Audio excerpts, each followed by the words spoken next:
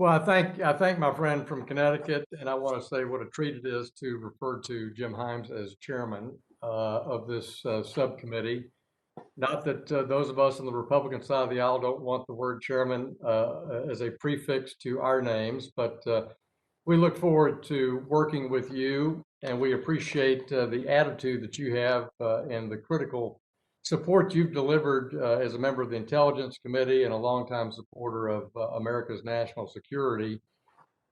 This task force, as Steve Lynch will certainly report, that was turned into a subcommittee happened the year that Emmer and Zeldin and I came into the House, and I actually all 6 years have been very impressed with the original terrorism task force that's now the National Security Subcommittee on, as you pointed out, the bipartisan nature of the committee.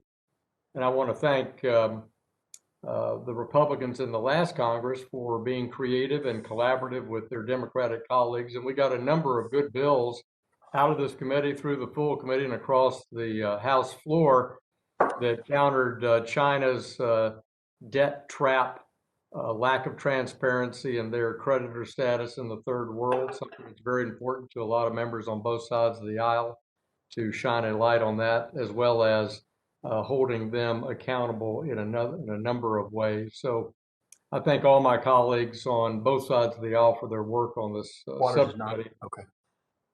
I also would say that Mr. Himes and I share this interest in international affairs, and we know that this committee is a major partner in America's strategy, both in sanctions, in identifying ways to cut off terror finance, collaboration with transnational crime, really around the world. And that issue has not gone away, even though the committee in the last Congress was more focused in the international finance arena and in China's emerging rival status with the United States. So again, let me echo what you said, which is encourage members on both sides of the aisle to visit with me on the best ideas you have for both hearings and legislative priorities. Today, we're discussing the state small business credit initiative, which would reintroduce a program that was created back in 2010 after the financial crisis. It's aimed at providing additional funding to assist small businesses. It seems to me that this is a similar hearing to the one this subcommittee held last summer on H.R. 6918, the Paycheck Recovery Act, that would require the U.S. Treasury to provide grants to small businesses.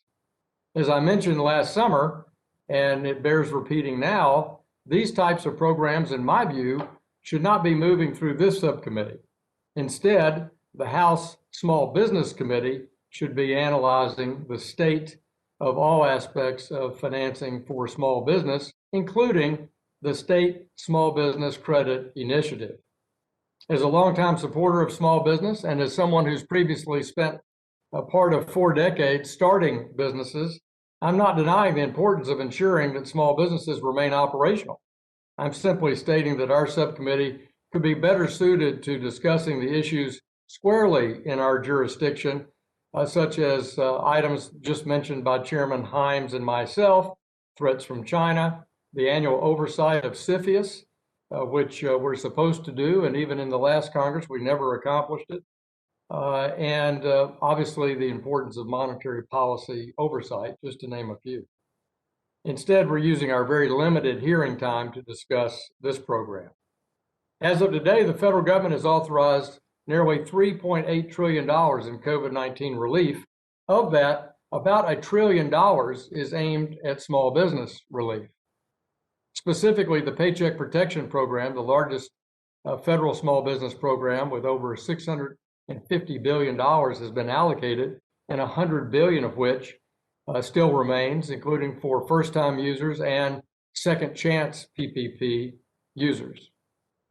I was reviewing the state small business credit program that was set up during the Obama administration. It was about $1.5 billion, and not all the funds ended up being allocated over the years of the program. It had very limited oversight and didn't seem to achieve its proposed goals from looking at the General Accountability Office's summary of this program. In my home state of Arkansas, I contacted the Arkansas Development Finance Authority, which oversaw this program. I spoke to the individuals that were responsible for implementing it and was told, and I quote, "It was not a pleasant experience," close quote. And as far as they noted to me, it did not save or create a single job during the term of them attempting to use it in my home state. As many of us know, the success of the PPP program from last year's CARES Act had kinks and faults, as any startup program that the government has. Something was created and immediately in 2 weeks began extending grant loans to small businesses. However, over the last 10 months, many of those flaws have been corrected, and businesses are receiving the benefits of the Paycheck Protection Program. So another thing I'm very cautious about today as we start this hearing is trying to initiate another program with a startup phase and changes and notice to rulemaking and frequently asked questions that would potentially complicate things and delay our small businesses' further access to funds, particularly when we have so much at the stake now that we've advanced in the EIDL loans and the Paycheck Protection loans. Two big, well-funded, successful programs as a part of the CARES Act and are in the jurisdiction of the Small Business Committee. And with that, Mr. Chairman, I yield back and I look forward to the discussion today. As a ranking member, Mr. Hill. Well, thanks, Mr. Chairman, and what an excellent panel. I know the members are delighted to listen to these informed, knowledgeable panelists.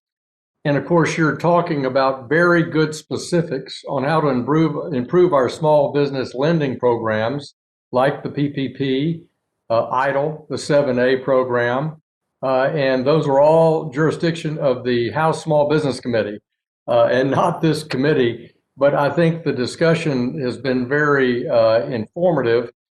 And I represent the fourth largest CDFI, depository CDFI in the country, Southern Bancorp in Central Arkansas. And they do such a great job. And I was on the CDFI advisory board during the end of Bush 43 and the beginning of the Obama administration. So I've seen the good work of CDFIs and the CDFI loan funds around the country. And I know how engaged you've been, and that's why Congress in both the CARES Act and the subsequent bills have increased the set-asides that we were being discussed. Mr. Sands talked about, Mr. Cunningham, $30 billion in PPP for CDFI to minority banks, and then in the December bill, $12 billion direct to the CDFI funds so that they can do direct investment in low, moderate income communities. And then a $15 billion, again, set aside, if you want to use that term, for minority banks and CDFI that's in the third round of PPP.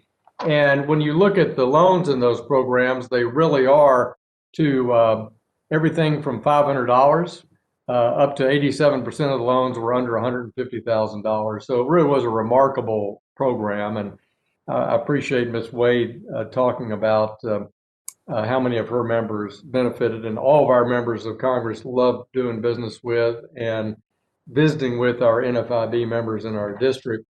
Ms. Brown Massey, I really feel your pain. I was an entrepreneurial, very entrepreneurial person, starting businesses and helping others start theirs for over 3 decades before I came to Congress, and I really could relate to it. Your story, and Tulsa's 5 hours from Little Rock, and I urge you to move to Little Rock. We'll take better care of you than those Oklahomans. But you made a really good comment was, we need support urgently, and it can't be in loans. And of course, this program to the states can do other things besides loans, but it's effectively another loan program.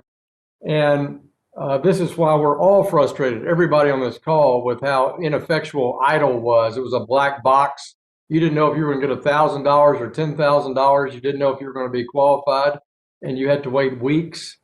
So that's been improved.